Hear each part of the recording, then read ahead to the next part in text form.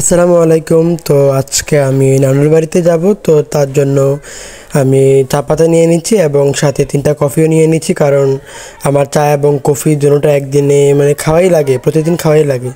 তো তার জন্য নিয়ে নিলাম। এবং এইটা হচ্ছে আমাদের বেড়িবাঁধের পাশে লাগানো অনেকগুলো গাছ, এবং সিরিয়ালে অনেকগুলো গাছই আছে, অনেক সুন্দর দেখতে, এবং সবগুলোই মূলত কাঁঠাল গাছ।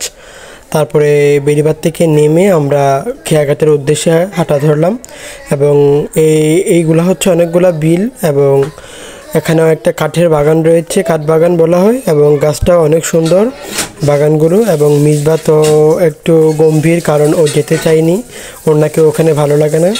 তো একটা কথা বলতে মনে নেই যে আমার নানুর বাড়ি কিন্তু শুশুন্ডায়, তো আমরা ওইখানেই যাচ্ছি। এবং এটা হচ্ছে আমাদের পূর্ব পাড়ার একটি বাগানের মধ্যে মরিচ গাছ লাগানো ছিল, এবং এই হচ্ছে কলা গাছ, এবং এই গাছটি আমার মতনই সিঙ্গেল দাঁড়িয়ে আছে।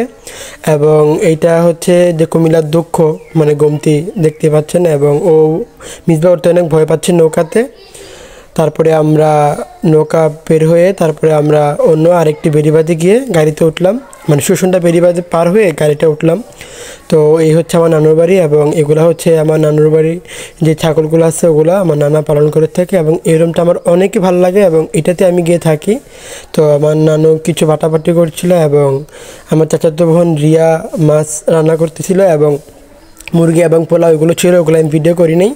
এবং মূলত মাছ ভাজাটা আমার থেকে অনেক ভালো লেগেছিল, এবং এই হাঁসগুলো অনেক সুন্দর লেগেছিল।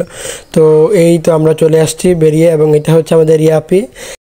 তো আজকে এখানেই শেষ করছি, টাটা।